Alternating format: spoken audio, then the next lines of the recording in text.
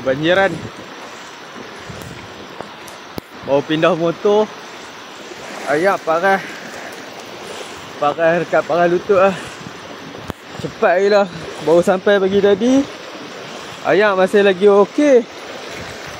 Pagi tadi sampai ayat dekat level betih berkulali macam tu.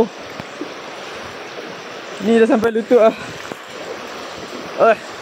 Payahlah nak jalan. Tapi jalan ni payah, jalan ni batu-batu. Kalau tak pakai kasut ni, tapi pakai kasut je ni lah. Nak jalan struggle. Tak tahu boleh pergi kelas ke tak ni.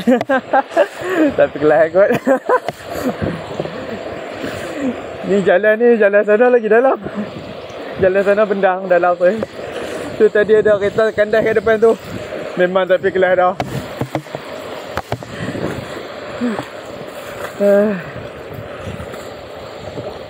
Sini cetek sikit lah.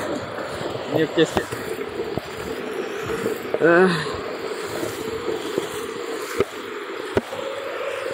Habis orang jiran-jiran masak ayam melakau ni. Kita alhamdulillah tak masuk ni. Biar buah siap-siap lah motor pun.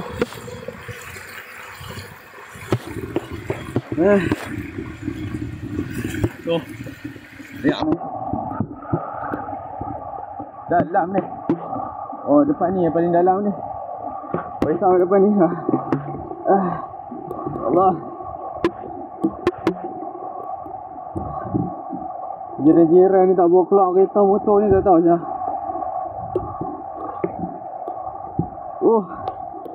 Itu dalam tu. Rumah kita alhamdulillah selamat. Cepat betul yang ni. Kalau hujan lagi ni, tak tahu mana.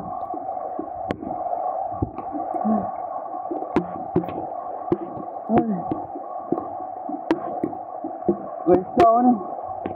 Layak naik. Risau.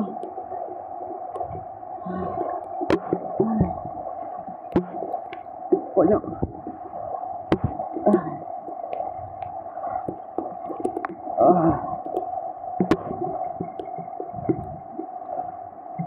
Dia tak tahu risau ni.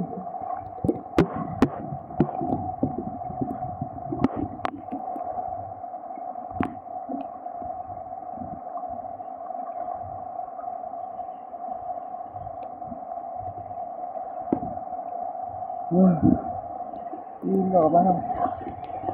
Panas. Allah, mana?